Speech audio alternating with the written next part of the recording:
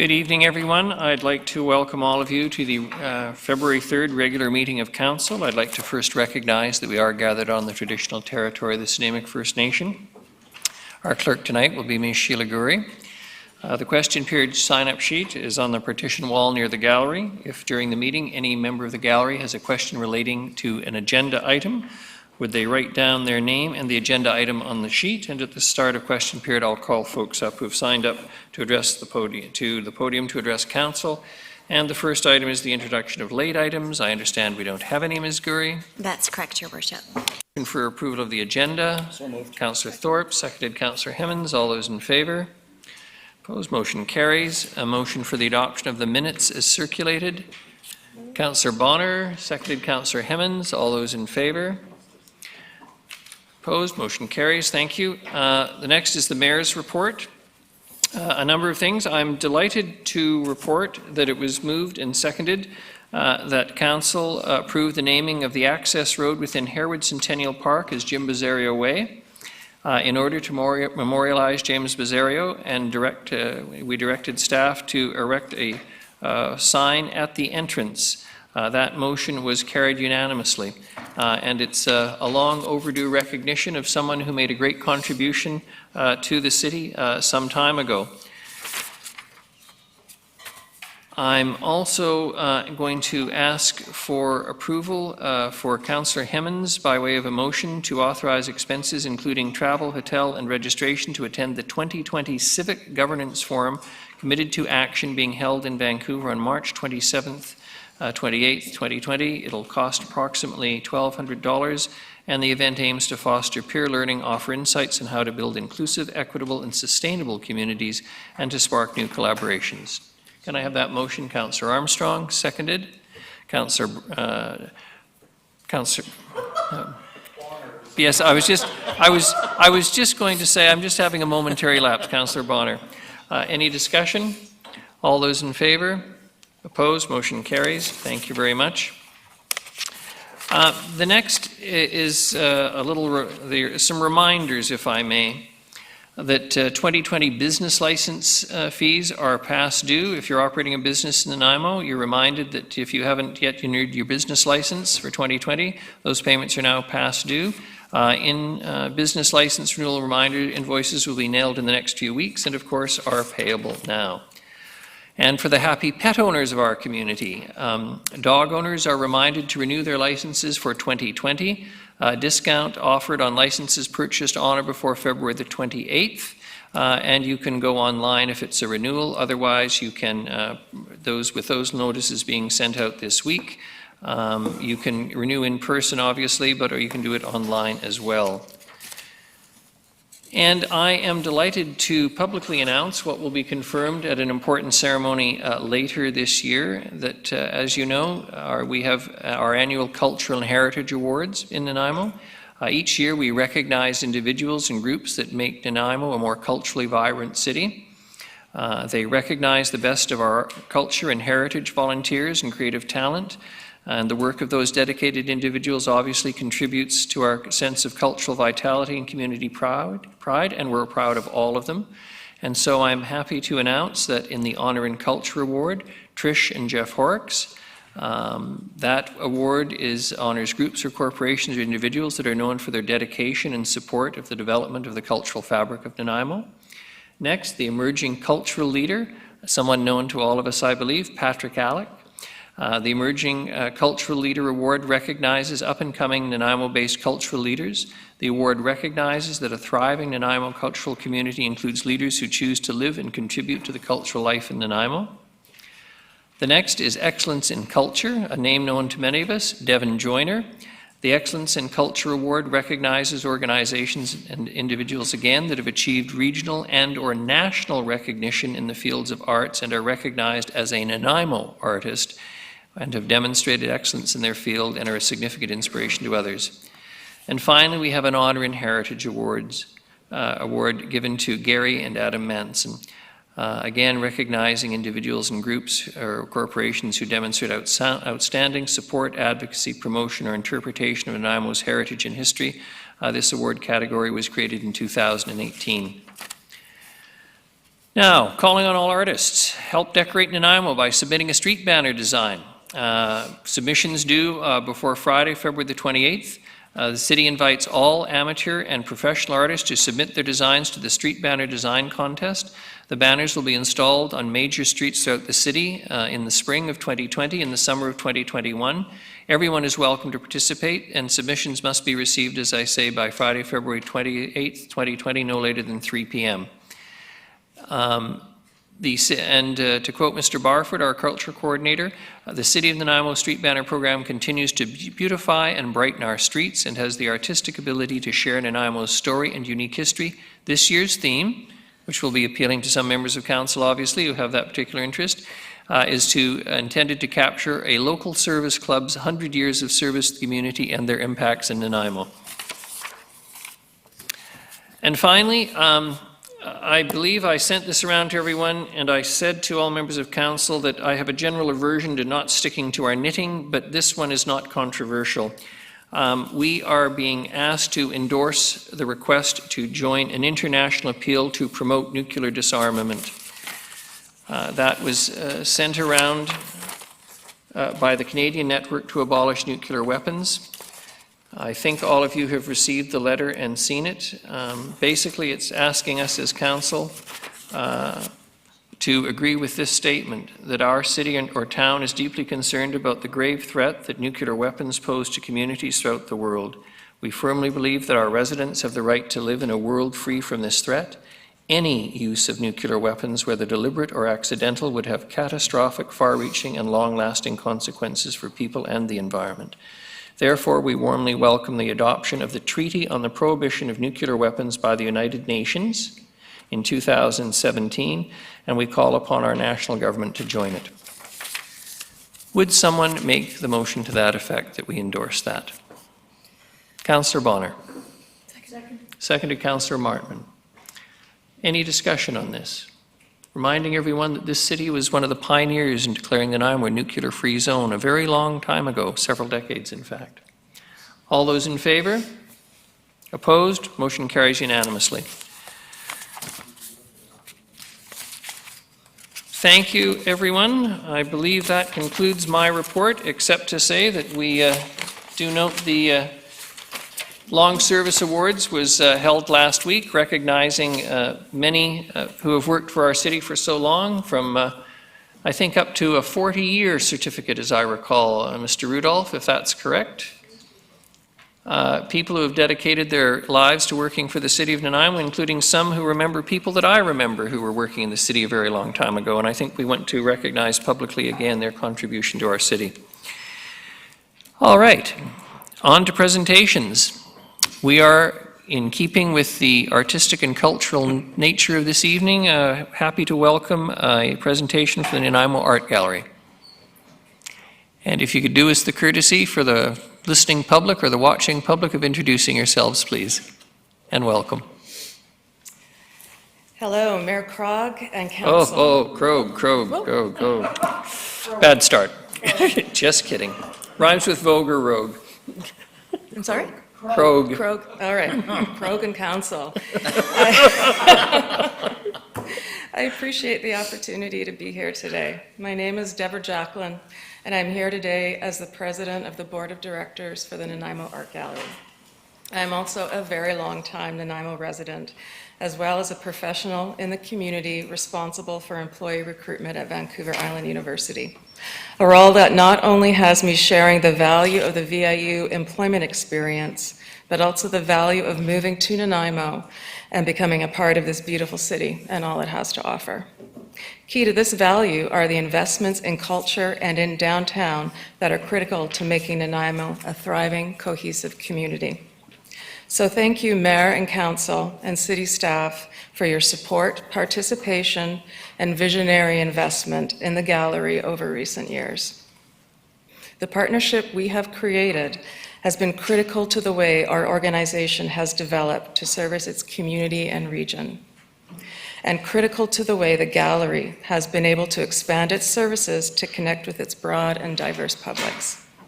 Now, I would like to introduce Julie Bevan, Executive Director, to provide an update on how the gallery has been a proactive steward of an important city-owned asset. Julie will detail how the gallery inspires and challenges our communities through art and creativity, and how the gallery's work advances the city's own plans and priorities. She will also highlight a few of the strategic issues our organization is facing. Julie, over to you. Good evening, Ms. Bevan. We might be seeing more of you. Greetings, Mayor and Council.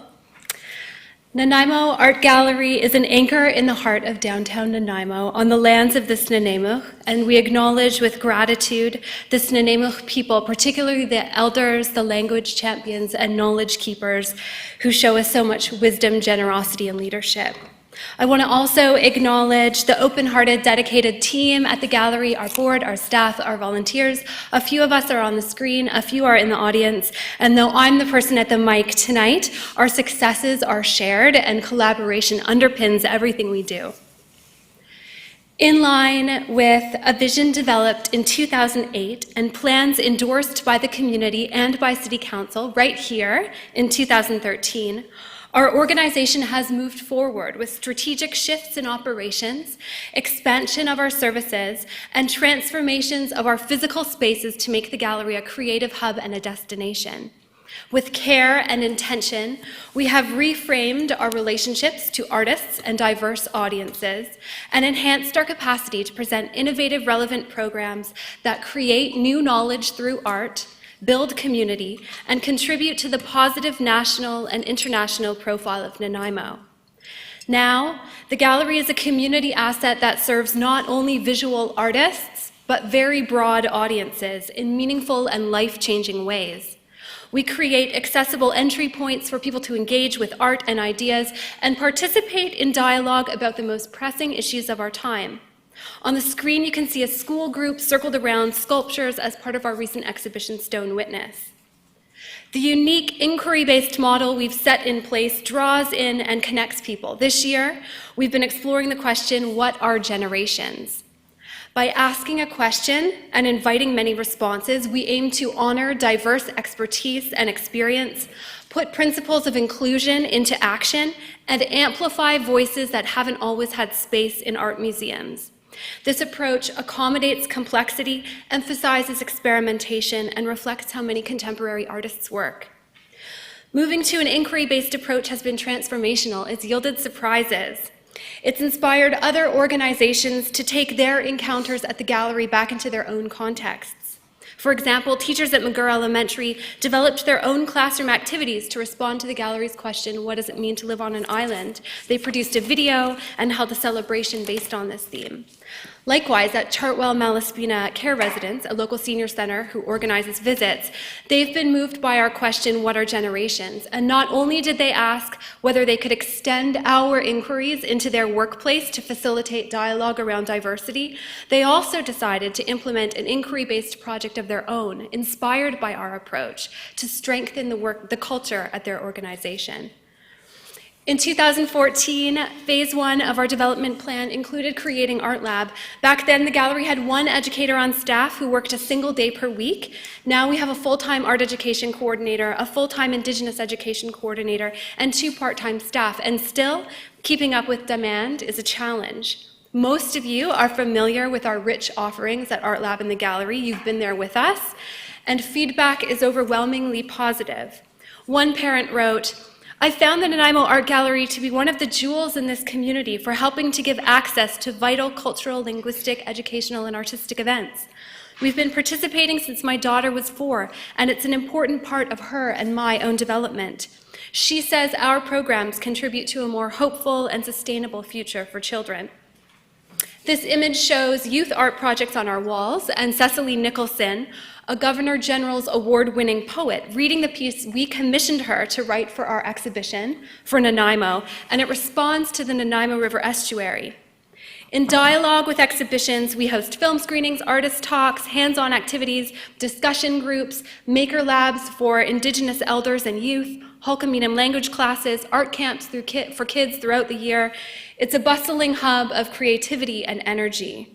And the energy and creativity extends beyond our walls. Last year, over 14,000 kids in 3 school districts participated in our TD Artists in the Schools program. On the screen is one of our teen groups undertaking a creative intervention downtown. Central to our work is fostering next generations of creative and critical thinkers and supporting the development of local talent through unique opportunities and mentorship. A participant who first came to our Dazzle Camouflage program as a teen in 2015 has gone on to study art at a prestigious art college in California. She's come back to make and exhibit work at the gallery as a professional artist, and she's exhibiting internationally. Others of our teen alumni are writing for a contemporary art magazine, studying art at university locally, and are employed part-time at the gallery. Our exhibitions are the jumping-off points for wide-ranging, interdisciplinary conversations which connect to land and the stories of this place. In this photo are artists Tanya Willard and Stephen Thomas Davies with elder Geraldine Manson and ethnobotanist Dr. Nancy Turner at a public event at the Estuary this summer. And we're also sharing stories in hardcover. Our most recent book is called The Mill. It explores the history of forestry on Vancouver Island, and it includes local contributions by artists, writers, knowledge keepers, and experts, and it's being distributed internationally by our partner Sternberg Press in Berlin. The city has made a lot of this good work possible. When Council approved the gallery's multi-year plan for phased development, it was a turning point. And since, we've leveraged the city's support and investment to attract funding from outside sources, money which wouldn't have otherwise been invested in Nanaimo, from levels of government, from private donors. One of our major donors lives as far away as Kansas City. Because of our reputation, she reached out to us to make a gift. At our facility, we've undertaken 2 phases of renovations on time and on budget, supported largely by provincial and federal dollars. And importantly, along the way, we've built a culture of collaboration, inclusivity, and innovation that we're now known for. As a partner, Nanaimo Art Gallery advances the city's own strategic priorities, those in your newest strategic plan, and those articulated in the 2014 Culture Plan. In terms of our deep commitment to reconciliation, to making downtown a desirable heart of our community, to health, wellness, our economic development, our work aligns with yours. The gallery is an ally in the city's desire to be a place in which all people live, work, play, create, and learn in a safe and connected community. Now, with a track record of excellence and with a strong team and circle of supporters, we're at another turning point. We have 4 specific strategic challenges before us, and I'm going to briefly highlight those. The first is capital costs. We're at the 6-year mark in our 10-year co-management agreement, and some items, those related to climate control, security, accessibility, these have become pressing, as have issues related to an aging facility that's in active use by the public nearly every day of the year. Visitors have asked us to tackle accessibility. In the last year, because of feedback, the gallery installed 2 automated doors, but there's other essential work to do to improve access to this public building. Some of these are small costs, like bathroom fixtures, door handles, but they add up and can potentially destabilize the gallery's inflexible budget. Whereas in 2014, our management of the building provided a modest stream of revenue to address some of these concerns. Because of rising costs, in 2020, this is no longer the case. Our second strategic challenge is maintaining extended hours to animate downtown. Visitors and business owners in our neighborhood have indicated that they want and expect the gallery to be open, including on weekends and in the evenings. And so for the first time in 2019, the gallery was open every Saturday and Sunday throughout the year and on Thursday evenings during the night market. To meet expectations, sustaining these hours is an objective for the short term, and keeping hours similar to the library is a longer-term goal. We know that this aligns with your objectives around tourism, downtown vibrancy, and also contributes to safety in our neighborhood. Our third strategic challenge is our ability to invest in our people. People are our most important asset. The gallery needs to invest in our professional staff so that members of our team are fairly compensated at levels on par with other like-sized art museums in Canada and other cultural organizations here at home. This is crucial in order to retain the talent at the gallery and in Nanaimo. Our fourth challenge is storytelling and celebrating our successes. Enhancing our ability to communicate with our audiences and share inspiring stories from this place is essential. The gallery is now undertaking a digital needs assessment and strategy funded by Canada Council, and looking ahead, establishing a communications position, which would be new for the gallery, and investing in and developing our online infrastructure are key projects to ensure organizational sustainability. This week, on Thursday night, we're opening a new exhibition called A Generational Retrospective by another Governor General Award-winning artist, Sandra Semchuk. About our place, Sandra says, "The gallery is known for its thoughtful programming and for challenging the conventions of exhibition and of education in the arts.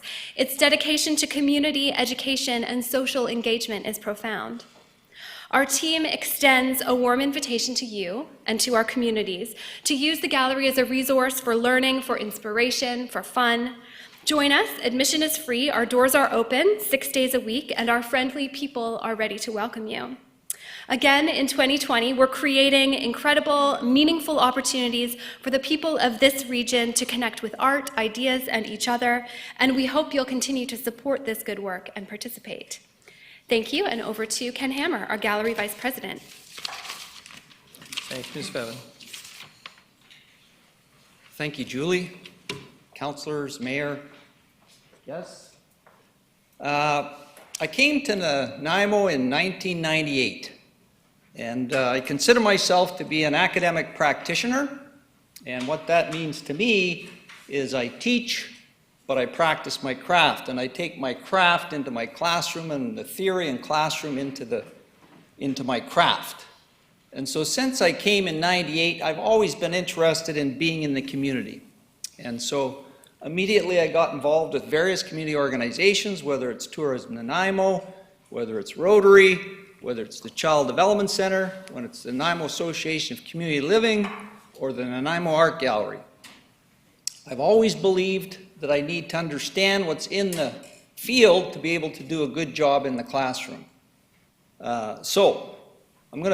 Julie has told our story really well. I want to tell a personal story.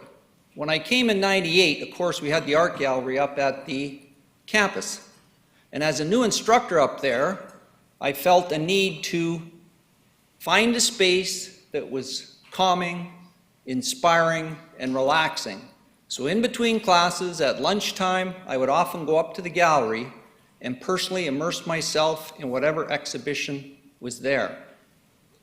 It wasn't until I became a member of the Nanaimo Art Gallery Board, and I'm thinking it's similar to you in terms of becoming a member of this council, that you really understand what goes on and the impact that you have.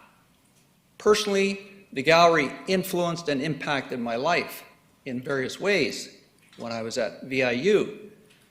Now, being on the inside, I've come to understand the impact and influence that the gallery has on the community. Not only in exhibitions, which is what people see, but in the classrooms, art in the community, children's art programs, reconciliation, downtown revitalization, and on and on and on. As a gallery, we've been in partner with the city for many, many years, and we want to continue to collaborate for the good of our community. And we know it's a good thing, and we've come a long way. And so what we'd like to do in 2020, which is a pivotal year for us, we're going to have big changes with our staff transitioning. You know about that. Our momentum has never been better, and we want to continue that. We have ambitious, relevant, recognized national exhibitions like Border X from Winnipeg Art Gallery in April. We've got new expectations from the people that we serve that we need to live up to, and pressing facility issues, as Julia's pointed out. We respectfully request that if there's a way in this fiscal year that you can help us kind of make that transition and continue that momentum so we can continue to serve our community and impact and influence people's lives in a good way. As we move forward, we have a presentation working with Richard Harding that will be coming to the Finance Committee in February as well, I think. again, as a collaborative way to continue to do the good work that you do, but as we do as well. So we're very much looking forward to that collaboration. And as it says on the slide, Heichka. Thank you. Thank you very much, Dr. Hammer. Any questions for the delegation? Councillor Armstrong. Thank you. I think probably it'd be to Ms. Bevan to answer. Do you keep track of the number of visits to the gallery, local and non-local? Yes, we keep track of a number of different numbers, qualitative and quantitative measurements. Would you say that the numbers have risen in the last few years? Definitely the numbers in terms of our impact are rising. Yes, in our Artists in the Schools program, in Visits Through the Door, that's what we have noticed. Thank you. And then one for staff when it's time. Councillor Thorpe. Thank you, Your Worship. Through you to Ms. Bevan. Thank you for the presentation, and thank you for the work you do with the gallery and have done for a number of years now. My question is related to your outreach, which has always impressed me to the youth in our community. Can you just expand on what formal or semi-formal relationship you have with the school district? Certainly. So since 1986, the gallery has operated our TD Artists in the Schools program. So that happens now across 3 school districts. The major part of that work is in School District 68. And so every year we have a team of artists that range in number from 12 to 16 who put together different courses that are meant to involve hands-on learning, hands-on opportunities for kids in classrooms, and also connect to curriculum in meaningful ways and build creative and critical thinking skills. And so teachers across the school district book those classes, and artists meet students where they are to deliver 1-hour or 2-hour sessions. This program has been running successfully for a number of years. We see growing interest, growing numbers, particularly because over the past few years, we've shifted the focus to align it more closely to exhibitions and to draw the program closer to what we're doing at the gallery, and because also we've been able to connect with Indigenous artists who are part of the program and delivering programs in classrooms. Thank you. That's impressive. Anyone else? My question is directed to staff. We heard about some maintenance issues. Is the gallery part of city-owned facilities, and if so, is it part of the facilities overview? Mr. Harding. Your Worship. Not coming on. How about now? There we go. Your Worship, to Councillor Armstrong. Yes, it is a city facility, and we have a co-management agreement with the art gallery that outlines who does what, and so the certain aspects of the art gallery is responsible for certain maintenance and capital projects that the city is responsible for. Maintenance, when we hear that the doors are done by accessibility, would that be something that should fall to the city, or would that fall to the gallery? And the same thing when we hear that their doorknobs aren't working, like whose responsibility is that to repair? Please, and thank you. I won't go through the whole list of each one, but there's a specific list of which we will be bringing a more detailed report to council as Okay, I'll Mr. wait Hammer for that mentioned, for my that talks questions. about the specifics. Thank you. Thank you. Thank you very much. Thank you. The next is a motion for the adoption of consent items. So moved. Councillor Thorpe, seconded. Councillor Hemmons. All those in favor? Opposed? Motion carries. Thank you. The next, we have a delegation. Lori Beinert, Executive Director, and Daniel Martinez, Board Vice Chair, Nanaimo Foundation, Nanaimo Vital Signs Report. And if I haven't pronounced the first name correctly, forgive me.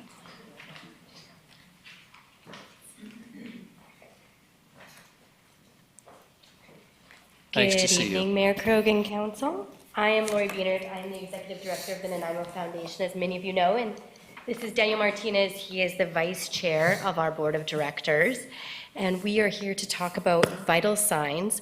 For those of you who don't know, the Nanaimo Foundation is the community foundation serving the region defined by the boundaries of School District 68. So it includes Nanaimo, Ladysmith, Cedar, Gabriel Island, and Lanceville.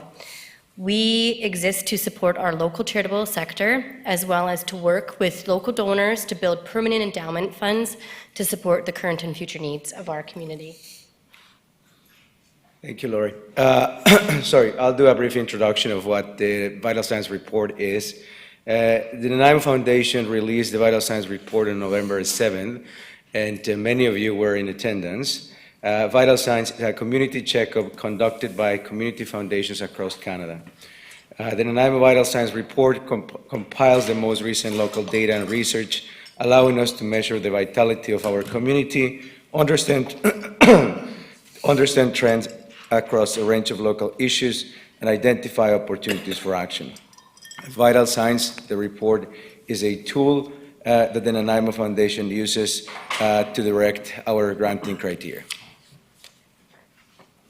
So the Vital Signs format includes 10 issue areas. Our report includes the most recent and current data. Some of the years in the report, which I did bring several copies, might seem outdated, but it is the most recently available data.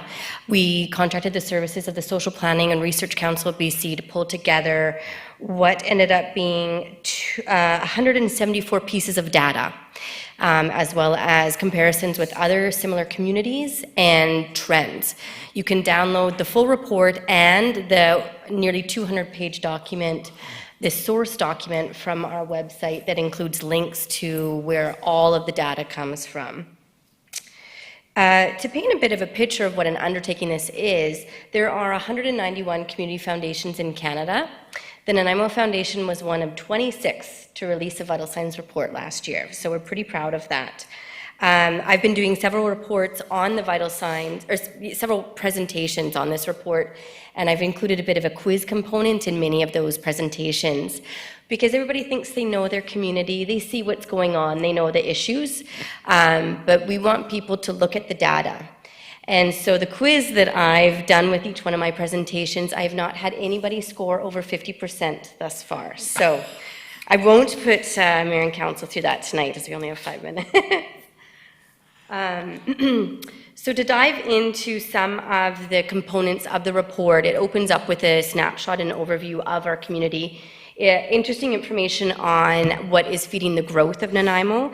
If we looked at the natural growth, our population would actually be decreasing. So it's migration from BC and other parts of Canada.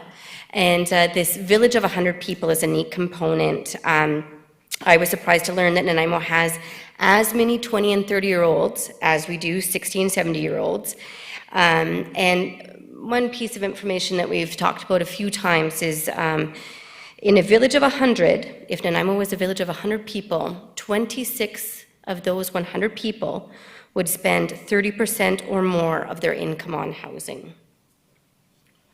Yeah, another highlights that we identify in the report are the gap between rich and poor.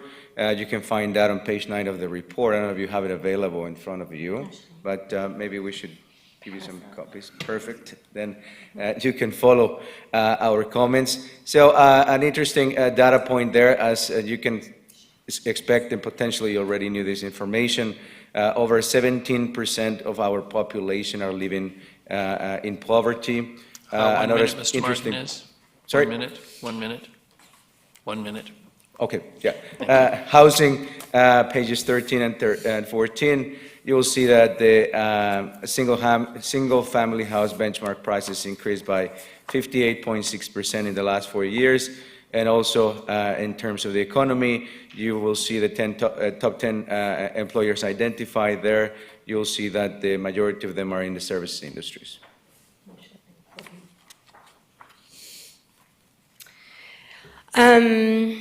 Another topic, issue area in the report is environment, and there's a bit of a good news, bad news story here. A good news story is water usage. Despite Nanaimo's population increasing by 16%, the city of Nanaimo had a 15% decrease in water usage. So that's great. The solid waste we're doing not so well on, which a few of us in this room have discussed since we released this report. But we are... I don't wish to be harsh, but You're out of time. If you could wrap up Yes, quickly. we are 'cause I wrapping up. Try and That's, stick to the rules for everyone. Sorry. I'll remove that stat from the page there, from the screen. That's the report, and thank you for your time this evening, and we hope that each of you has a bit to take away there. Thank you. Questions from council? Councillor Martman. I just want to say thank you, and that this is very interesting information. And just a quick glance at the slide, still concerned with the poverty in Nanaimo and the rising cost of housing, but thank you for this, it helps a lot. Councillor Bonner. Thank you, Your Worship, and through you to our delegation. Thank you very much for the report. I was there at the when you launched the report in the Port Theatre there. My question is, you mentioned that you have you use this in terms of your granting. What other agencies do you partner with who also utilize these figures in the work they do? Well, of course, the United Way of Central and Northern Vancouver Island is one of our partners in terms of financial support on this report, but also they were involved in the creation of this report as well, and their Impact Advisory Committee uses this report to guide their granting. We, of course, hope that others do as well. It's a tool that we put out for everybody to use. Thank you. Councillor Thorpe.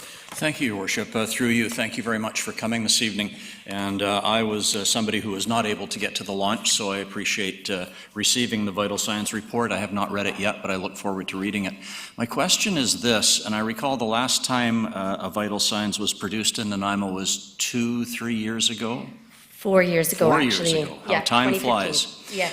I recall at that time having a little bit of a concern with the sample size on which some of the numbers were projected. Could you just comment on that for this report? Absolutely, Councillor Thorpe. We no longer do the resident survey. A lot of communities that put out this report invite local residents to complete an online survey to form a letter grade for each one of the 10 issue areas.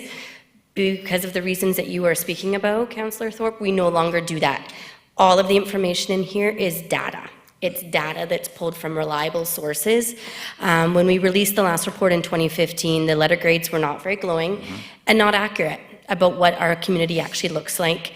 The Victoria Foundation puts out a report year over year, and their letter grades look identical year over year. And so we want people to focus on the data.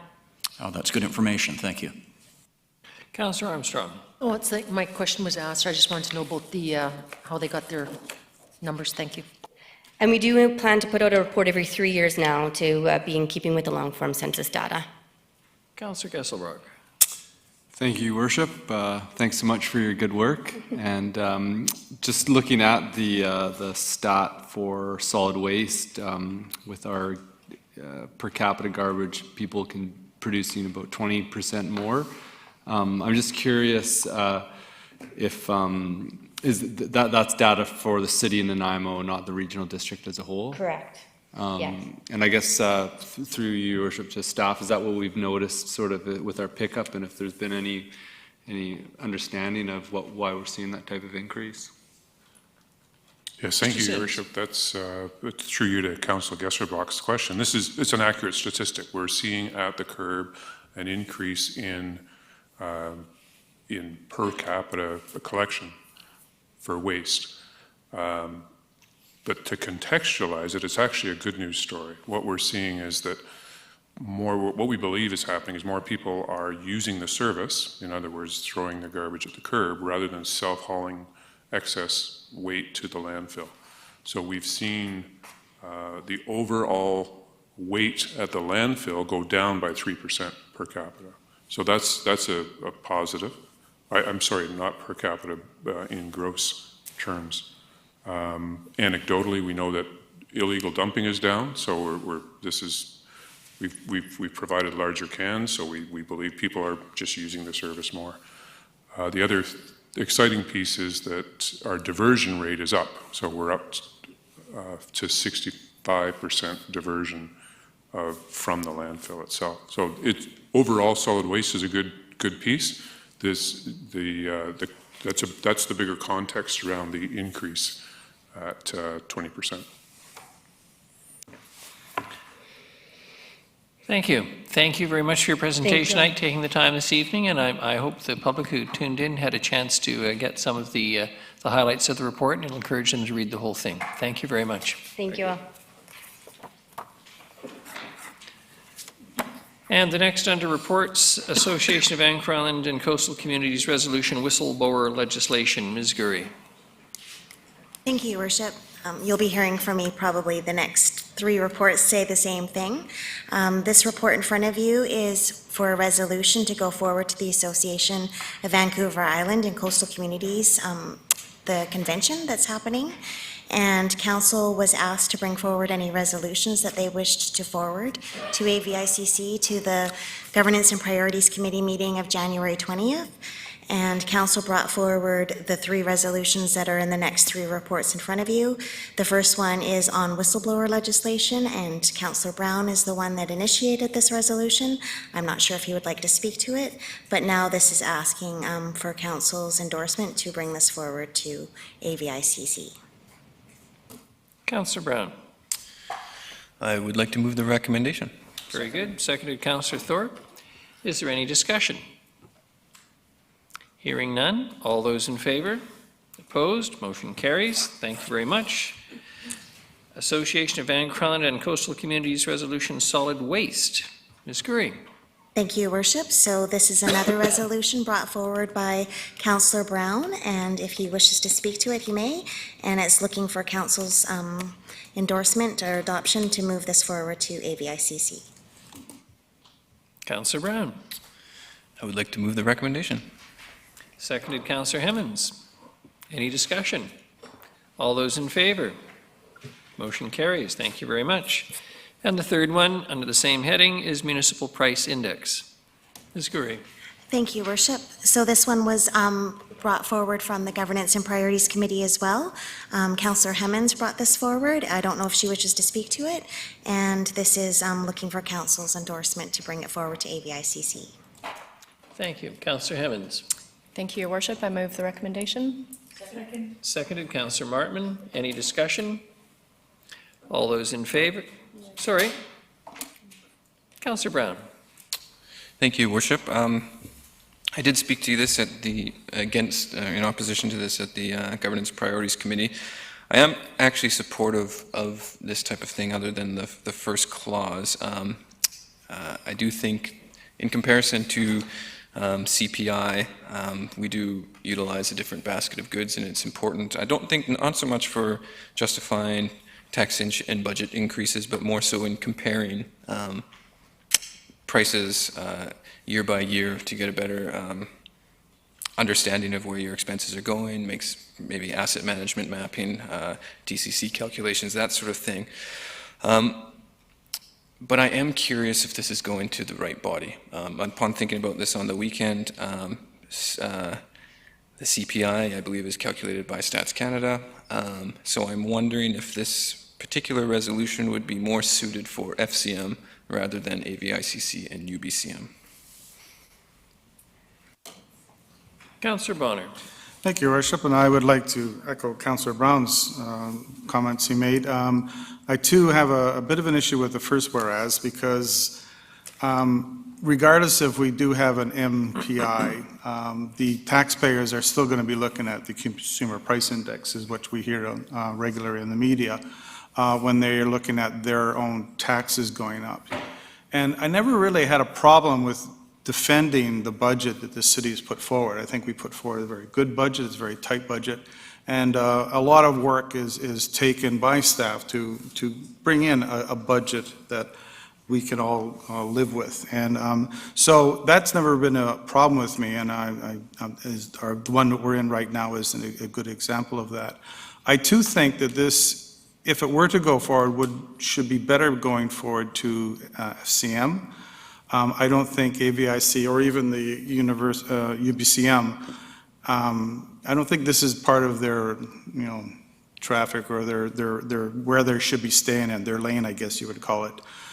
Because it's going to have an unusual route. It'll have to go to the province, and then we have to hope that the province will send it to the feds. And I don't think that's going to happen.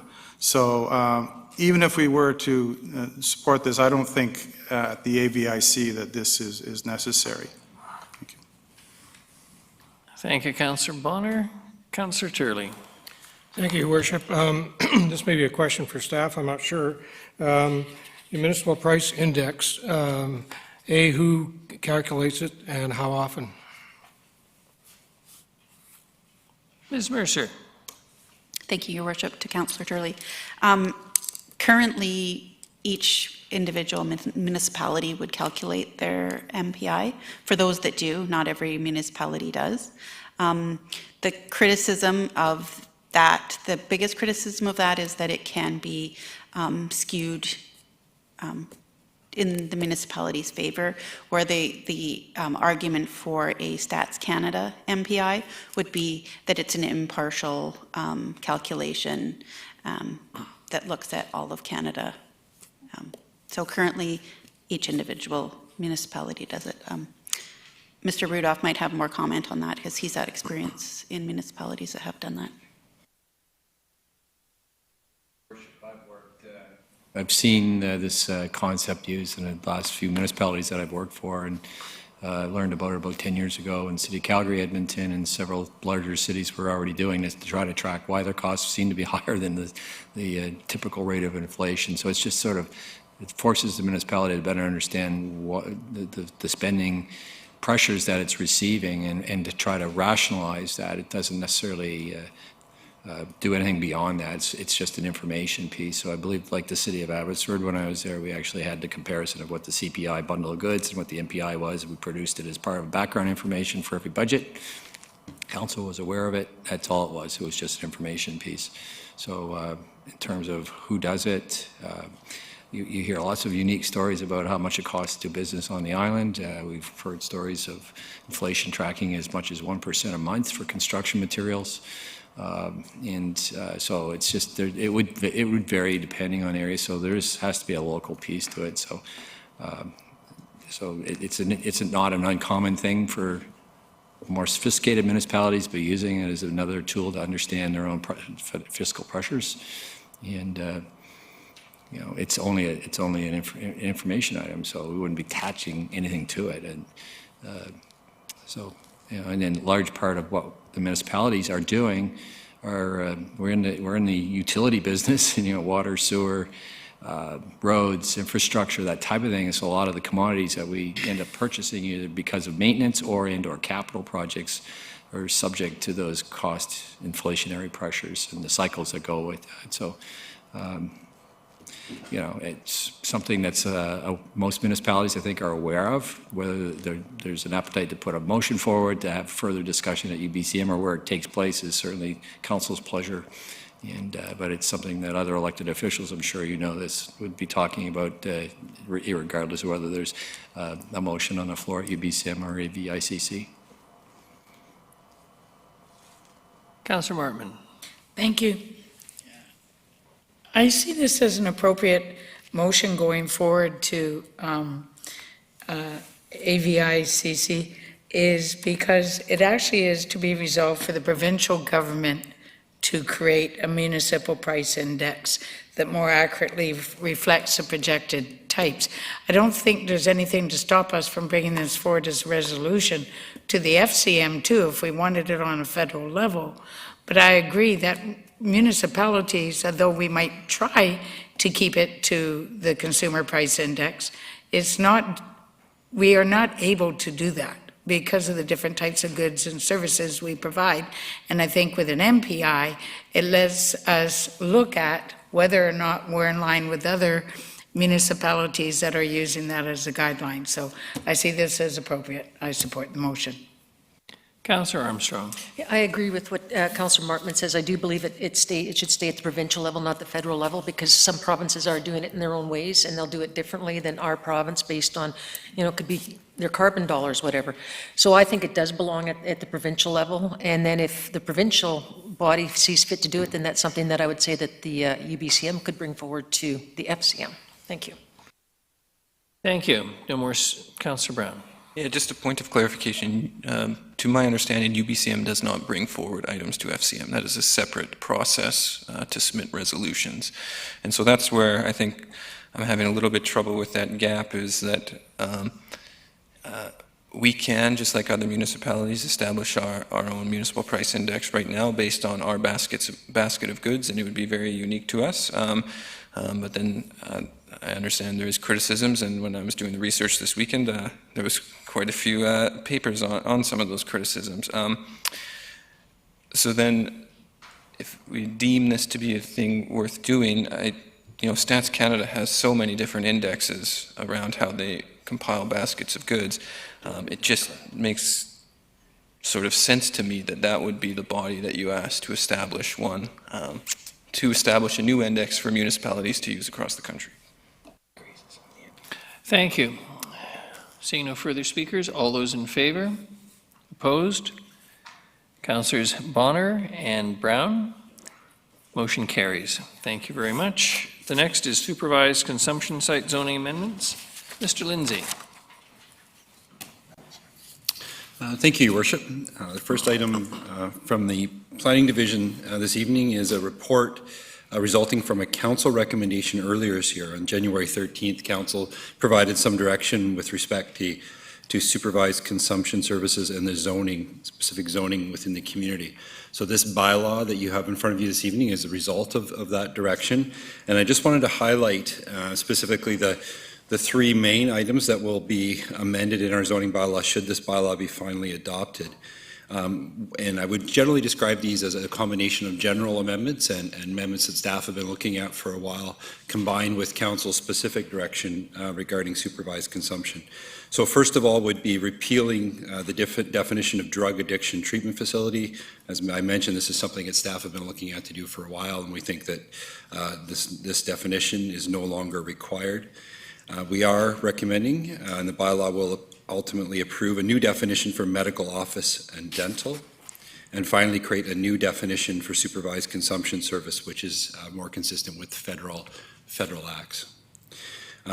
Your Worship, I just wanted to clarify, I guess, two things that coming out of this bylaw is just so everyone's on the same page. Should this bylaw be adopted, would be, I would describe as status quo around supervised consumption services, in that a separate site-specific rezoning would be required should such a facility wish to operate. I think it's also important, though, to recognize that we continue to be under a provincial emergency health order, and under that health order, the province can establish an overdose prevention service at any time and at any location without needing to comply with zoning. So that's such as the facility that we currently have on Wesley Street.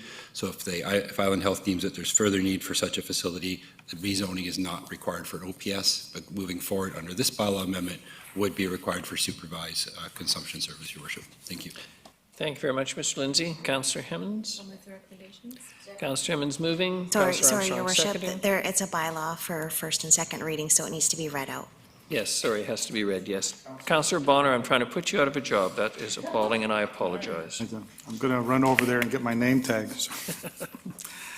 Motion that zoning amendment bylaw 2020 number 4500.173, a bylaw to remove the definition for drug addiction treatment facility, amend the definition of office medical dental to exclude supervised consumption sites, and add a definition for supervised consumption sites past first reading. I almost did all that work. Seconded, Councillor Thorpe. All those in favor? Opposed? Carries. Councillor Bonner. And we'll just go motion that the zoning amendment bylaw 2020 number 4500.173 pass second reading. Seconded, Councillor Thorpe. Any discussion? Councillor Turley. Thank you, Your Worship. Through you to Mr. Lindsay. How, if any, does this affect the zoning for Edgewood Treatment Facility on Boxwood? Thank you, Worship. That's a good question. Through to Councillor Turley. So right now, the zoning bylaw has a definition of personal care facility. So that definition already allows for that use of Edgewood, and that it's for that reason that we're recommending that the now antiquated definition of drug addiction treatment facility actually be removed from the bylaw. So that use will, on that specific use that you've noted, will continue to be legal under the zoning bylaw. Thank you very much. All those in favor? Opposed? Motion. Councillor Turley, you're opposed? Councillor Turley's opposed. Motion carries.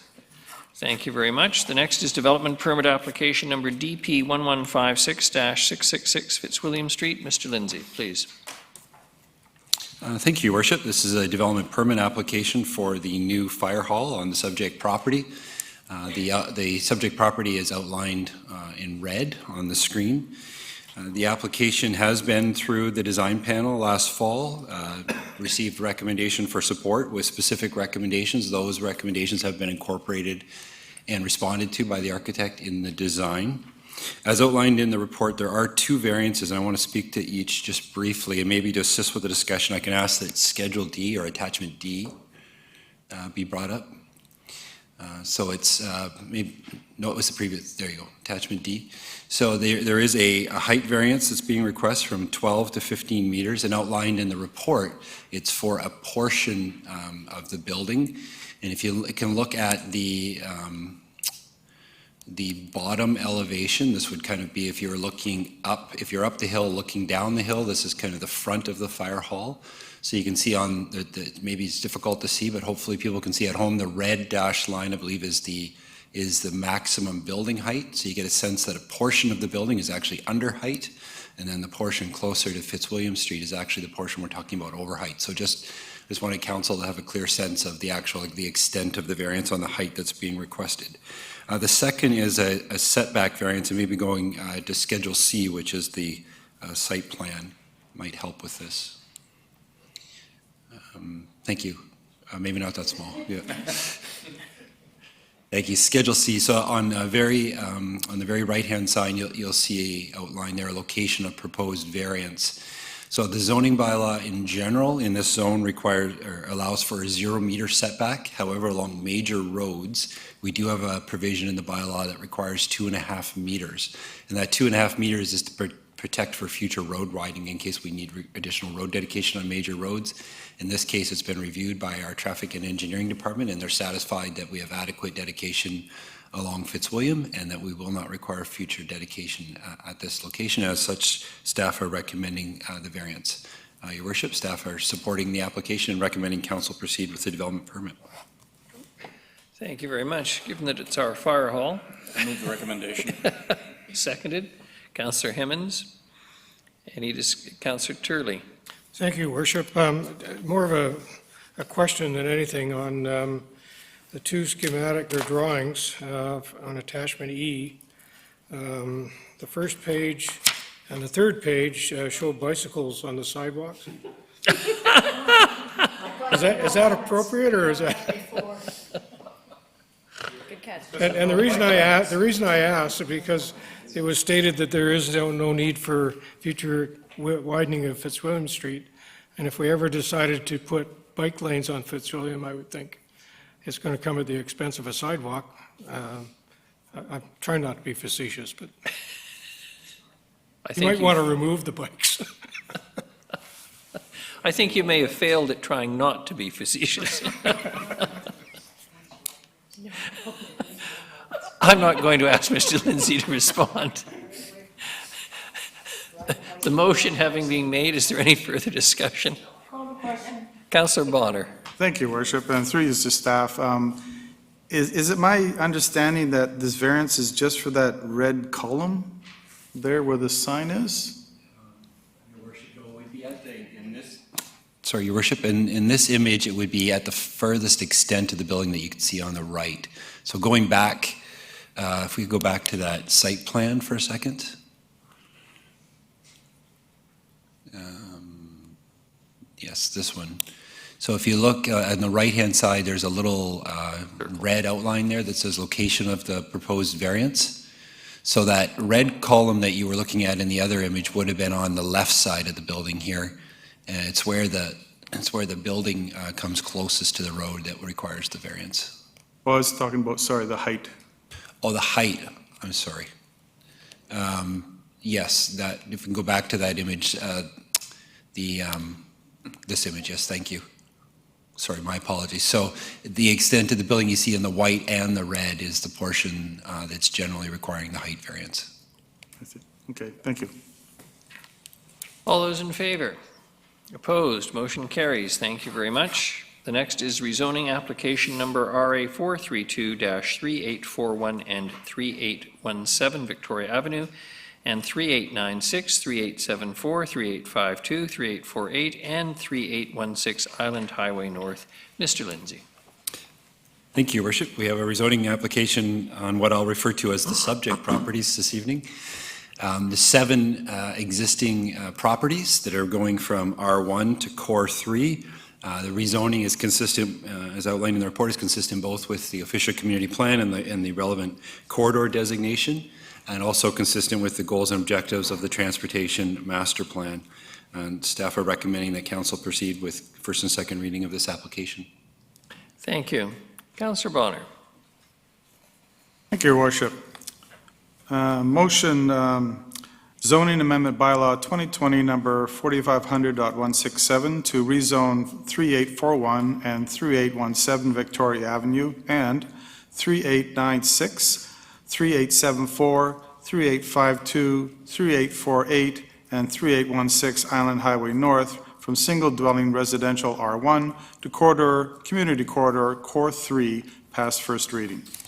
Seconded, Councillor Thorpe. All those in favor? Opposed? Motion carries. Councillor Bonner. Motion that zoning amendment bylaw 2020 number 4500.167 pass second reading. Seconded, Councillor Thorpe. Any discussion? All those in favor? Opposed? Motion carries. Thank you very much. Councillor Bonner. Thank you. And motion, council directs staff to secure road dedication, off-site improvements, reciprocal access, lot consolidation, and a community amenity contribution should council support the bylaw at third reading. Seconded, Councillor Thorpe. All those in favor? Opposed? Motion carries. Thank you very much. The next is rezoning application number RA 441-405 Rose Hill. Mr. Lindsay.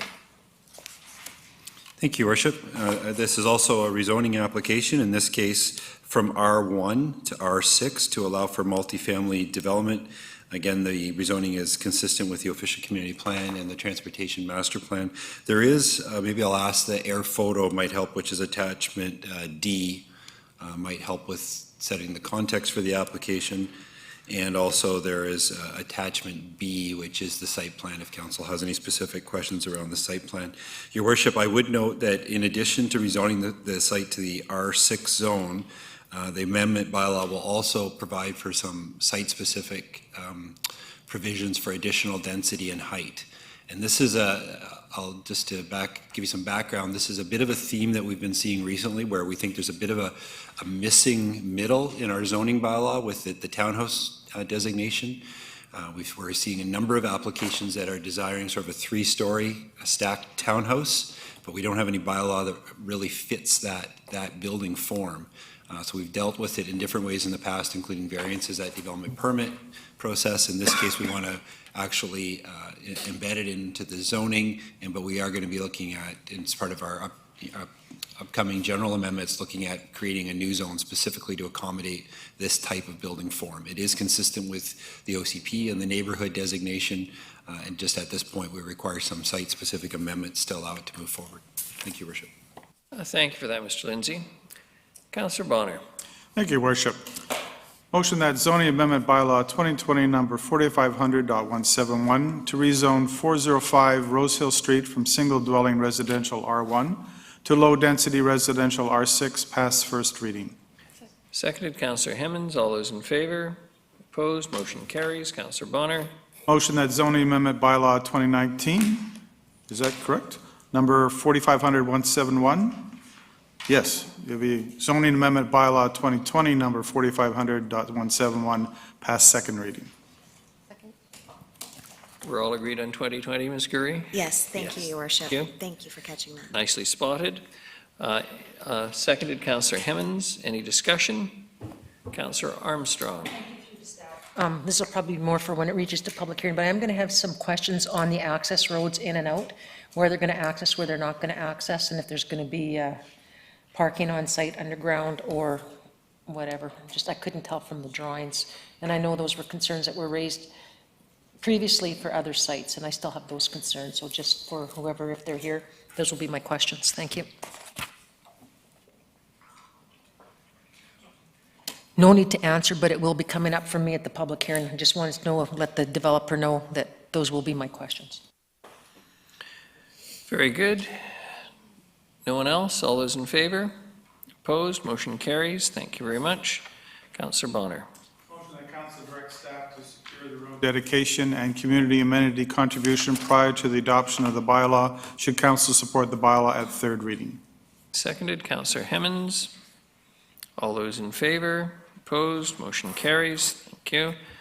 And finally, a liquor license application number LA 140-6359 Hammond Bay Road. Mr. Lindsay again.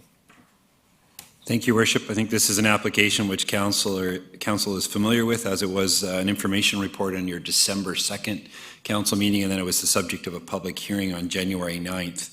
We're now completed the public consultation phase of the consideration of this application. There was 8 responses that were received in writing, all of those in favor, and the public hearing minutes indicate that there were no members present at the public hearing to speak to this application.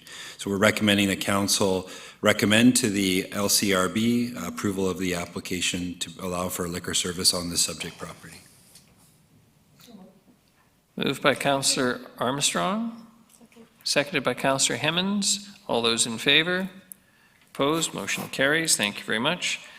The next section is bylaws. Sign amendment bylaw number 2020, number 2850.22. Councillor Bonner. Thank you, Worship. Motion that sign amendment bylaw 2020 number 2850.22 to amend sign regulations pertaining to home-based businesses be adopted. Seconded, Councillor Thorpe. Any discussion? All those in favor? Motion carries. Thank you. Just before I read zoning amendment bylaw number, item B, should that be 2020 as well, or is that 219 because it's carried over from last year? It's carried over from last year, Your Worship. Thank you. Thank you. So zoning amendment bylaw number 2019, number 4500.168.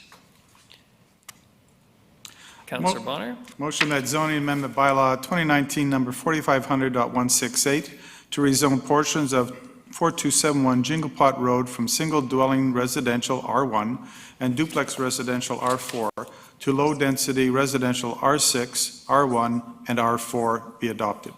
Seconded, Councillor Thorpe. All those in favor? Opposed? Motion carries. The bylaw status sheet is for information only. We have no notices of motion, Ms. Gurry. No other business. Question period. No questions. Thank you very much, everyone. A motion for adjournment would be appreciated. Councillor Bonner, seconded Councillor Brown. All those in favor? Well done.